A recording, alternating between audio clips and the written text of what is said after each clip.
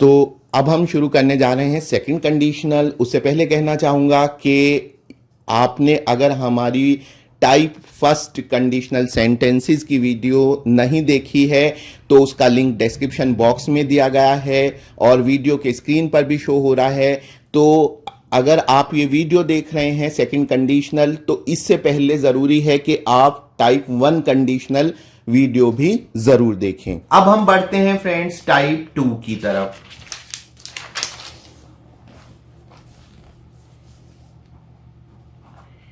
Type two, जिसको हम इरियलिस्ट बोलते हैं। इरियलिस्ट का मतलब होता है, ये हालांकि कोई मैजिकल बात तो हम नहीं कर रहे हैं, लेकिन फिर भी हम एक ऐसी बात कर रहे हैं कि जिसके प्रति हमारा एटीट्यूड ऑलमोस्ट ये है कि ये काम नहीं होगा। लेकिन इसका मतलब ये नहीं है कि हम इसमें हमेशा ही ऐसी बात करते हैं। कई बार हम ऐसी बात करते हैं कि जिसके होने की संभावना कम है, लेकिन वो पूरी तरह से पॉसिबल है। अब आप इसको देखिए, मैं कैसे इस सेंटेंस को आगे बनाऊंगा।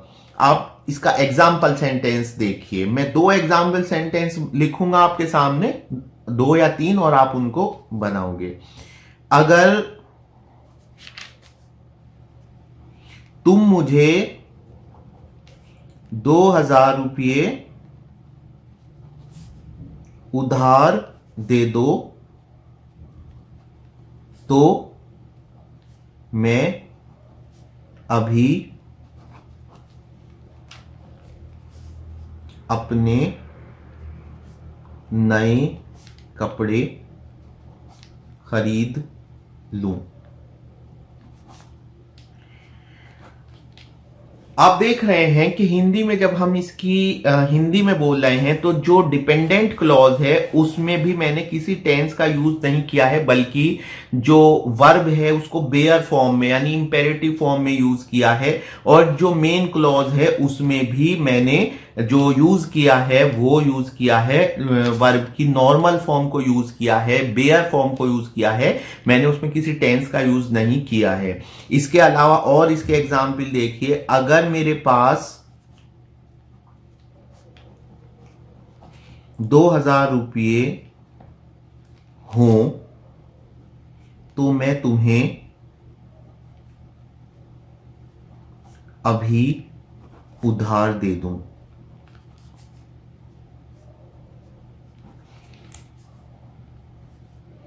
अगर मेरे पास छतरी होती तो मैं तुम्हें दे देता। अगर मैं राजा होता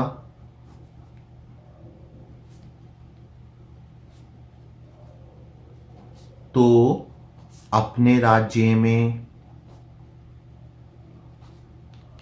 किसी को भी दुखी ना रहने देता। Friends, point two point. सबसे पहली बात यह है कि जब हम इन सेंटेंस पे गौर करते हैं तो हम देखते हैं कि हम एक ऐसी बात कर रहे हैं कि जो कि प्रेजेंट में या फ्यूचर में पॉसिबल नहीं है। बट बी केयरफुल कि हम जो बात कर रहे हैं वो प्रेजेंट और फ्यूचर की ही बात कर रहे हैं, पास्ट की बात नहीं कर रहे हैं। अगर आप इस फोर्थ सेंटेंस को भी देखो, अगर मैं राजा होता तो अपने राज्य में किसी को भी दुखी ना रहने देता। तो ये जो फोर्थ सेंटेंस है ये भी फ्रेंड्स, आप भले ही आपको इसका स्ट्रक्चरली आपको पास्ट में लग रहा हो, लेकिन इसका मीनिंग जो है वो प्रेजेंट के बारे में है। क्योंकि अगर आप चाहें तो आप इसको बदल के ऐसे भी बोल दे सकते हैं, अगर मैं राजा हूं तो अपने राज्य में किसी को भी ना दुखी रहने दूं। आप समझ रहे हैं डिफरेंस? अगर मैं राजा हूं तो अपने राज्य में किसी को भी दुखी ना रहने दूं। तो दोस्तों, इंग्लिश बनाने का तरीका क्या है उसके बाद मैं इसको समराइज करूंगा। इंग्लिश बनाने का तरीका फ्रेंड्स इसका ये है कि जो इसकी डिपेंडेंट क्लॉज होती है यानी अगर वाली क्लॉज होती है उसकी इंग्लिश हम बनाते हैं इफ पास्ट इंडेफिनिट से, और जो ये तो हो गई किसकी, डिपेंडेंट क्लॉज की। और जो मेन क्लॉज होती है उसकी इंग्लिश बनाते हैं हम सेंटेंस जो बनेगा वो मॉडल वर्ब जो कि मोस्ट ऑफ द टाइम जो होती है वो कौन सी होती है, विल वाली फॉर्म होती है। लेकिन मॉडल वर्ब की कौन सी फॉर्म यूज होगी, पास्ट फॉर्म यूज होगी। तो विल की पास्ट फॉर्म कौन सी होती है, वुड होती है। तो फ्रेंड्स अब आप इसको ध्यान से समझिए, ये है डिपेंडेंट क्लॉज और ये है मेन क्लॉज। आप जानते हैं मॉडल वर्ब की साथ वर्ब की कौन सी फॉर्म यूज होती है, फर्स्ट फॉर्म यूज होती है। और पास्ट इंडेफिनिट अगर अफर्मेटिव है यानी कि नेगेटिव और इंटेरोगेटिव नहीं है तो उसमें कौन सी फॉर्म यूज होती है, उसमें सेकंड फॉर्म यूज होती है। पर नेगेटिव और इंटेरोगेटिव में कौन सी फॉर्म यूज होती है, फर्स्ट फॉर्म यूज होती है। तो इसमें हम इंग्लिश बनाएंगे। अगर तुम मुझे 2000 रुपये उधार दे दो, तो डिपेंडेंट क्लॉज इफ यू, यहां पे बताइए कौन सी फॉर्म हो। उधार देने के लिए क्या वर्ड होता है, उधार देने के लिए वर्ड होता है लेंड, LEND लेंड, और उसकी सेकंड फॉर्म होती है lend. If you lent me 2000 rupees,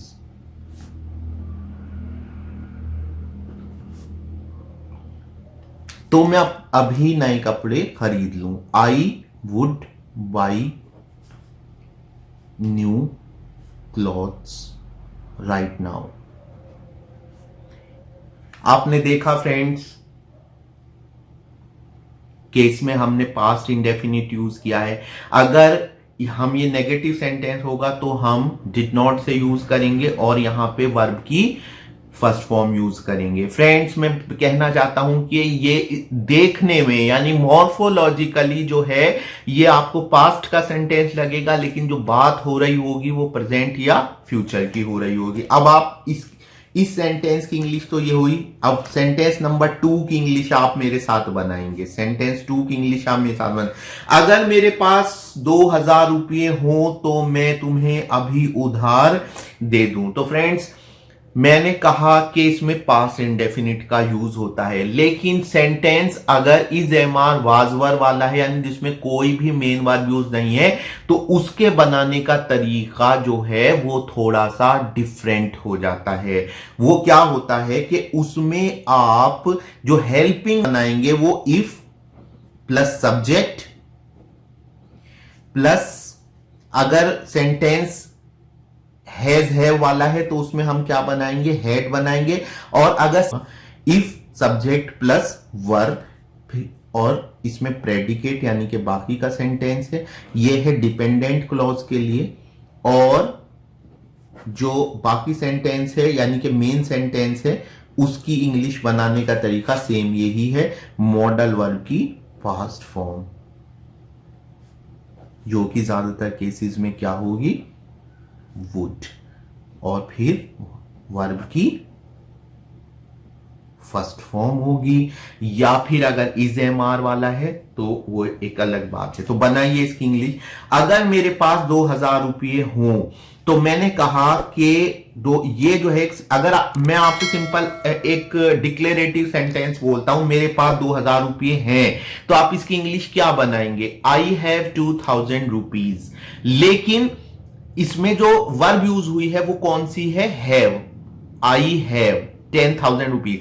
जब हम इसको कंडीशनल में बनाएंगे तो डिपेंडेंट क्लॉज में सब्जेक्ट के साथ या तो वर्ब यूज होगा अगर कोई मेन वर्ब नहीं है, पर अगर मेन वर्ब और हेल्पिंग वर्ब की बजाय सेंटेंस में हैज या हैव है तो उसकी जगह हम कौन सा वर्ड यूज करते हैं, हैड।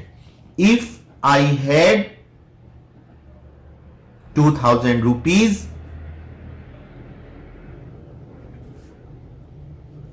मैं तुम्हें अभी उधार दे दूं। आई वुड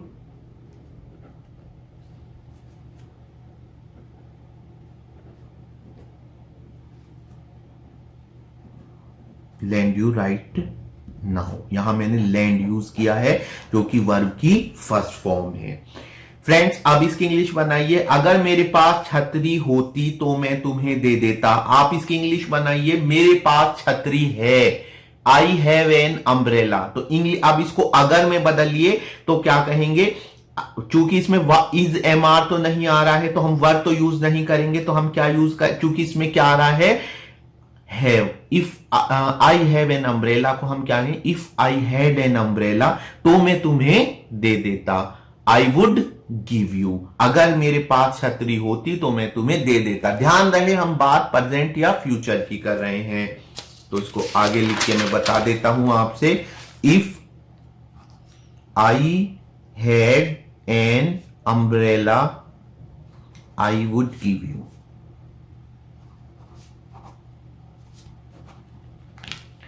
लास्ट सेंटेंस है फ्रेंड्स, अगर मैं राजा होता तो अपने राज्य में किसी को दुखी ना रहने देता। आपको आसान भाषा में बताना मैं चाह रहा हूं कि अगर मैं राजा होता, इसको अब आप इस तरह से समझो कि अगर हटा दो इसमें से, और इसको एक सिंपल डिक्लेरेटिव सेंटेंस के तौर पे समझो कि अगर मैं राजा होता को आप ऐसे पढ़ो, अगर हटा दिया, मैं राजा होता को आप होता को सिंपल सेंटेंस में बदल दो, मैं राजा हूं। तो मैं लिख के बता रहा हूं, मैं राजा हूं। इसकी इंग्लिश बताइए, आई एम ए किंग, मैं राजा हूं। अब आप इसको कंडीशनल की डिपेंडेंट क्लॉज में बदल रहे हैं, तो इसके पहले अगर जुड़ गया और हूं का क्या हो गया है, होता। तो इंग्लिश में बनेंगे इफ आई और एम को हम, जैसे कि मैंने अभी बताया, इज एम आर को हम किससे रिप्लेस कर रहे हैं, वर से। तो if I were a king. जो मेन क्लॉज है उसकी इंग्लिश बनाने का तरीका मैंने बताया है कि मॉडल वर्ब की पास्ट फॉर्म से। राज्य में किसी को भी दुखी ना रहने देता, हम बात फ्यूचर या प्रेजेंट की कर रहे हैं, पास्ट की बात नहीं है। तो राज्य में किसी को भी दुखी ना रहने देता, तो इसमें सब्जेक्ट क्या है, कौन है, कौन है इसमें सब्जेक्ट, मैं। तो कोमा लगाएंगे आई, उसके बाद इसमें वर्ब क्या है, इसमें वर्ब है ना रहने देना, जिसको हम इंग्लिश में जब ट्रांसलेट करेंगे तो लीव से ट्रांसलेट करेंगे, लेकिन उससे पहले हम क्या यूज करेंगे, I would not leave anybody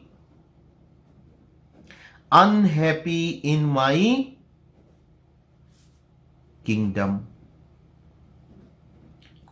ये सेंटेंस प्रेजेंट या फ्यूचर के बारे में, लेकिन एक ऑलमोस्ट इम्पॉसिबल बात के बारे में है। आप इसको ऐसे भी कह सकते हैं, अगर मैं राजा हूं तो अपने राज्य में किसी को भी दुखी ना रहने दूं। बात कहने का मतलब एक ही है।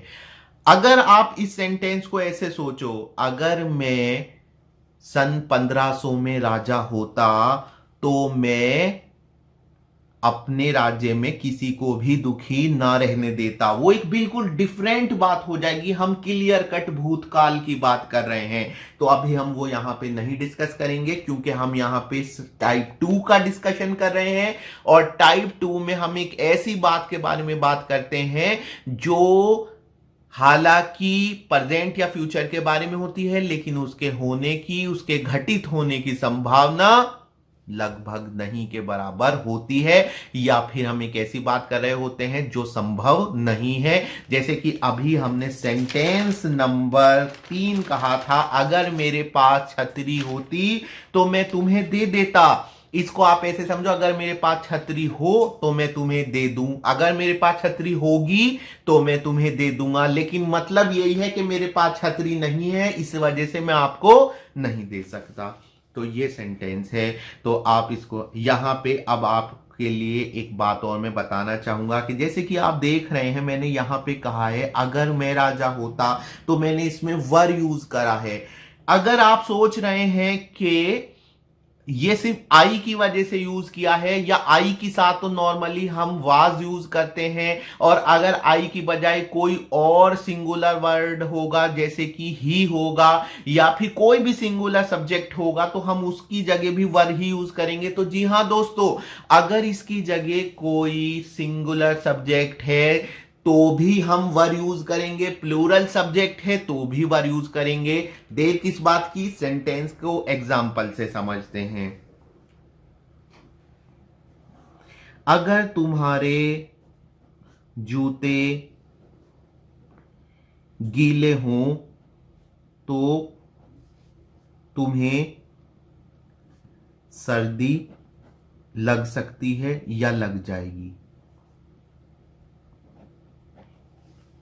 अगर तुम्हारे जूते गीले हो तो तुम्हें सर्दी लग जाएगी। इसमें तुम्हारे जूते जो शूज है वो प्लूरल होगा, तो हम तुम्हारे जूते को किसी सिंगुलर वर्ड से रिप्लेस करते हैं, जैसे कि हम इसमें बाल यूज करेंगे। अगर तुम्हारे बाल गीले हों।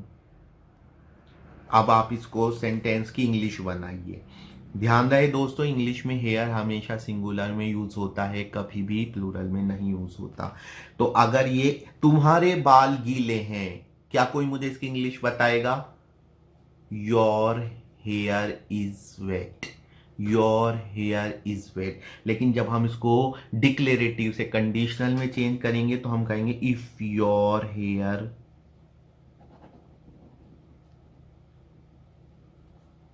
वर wet, you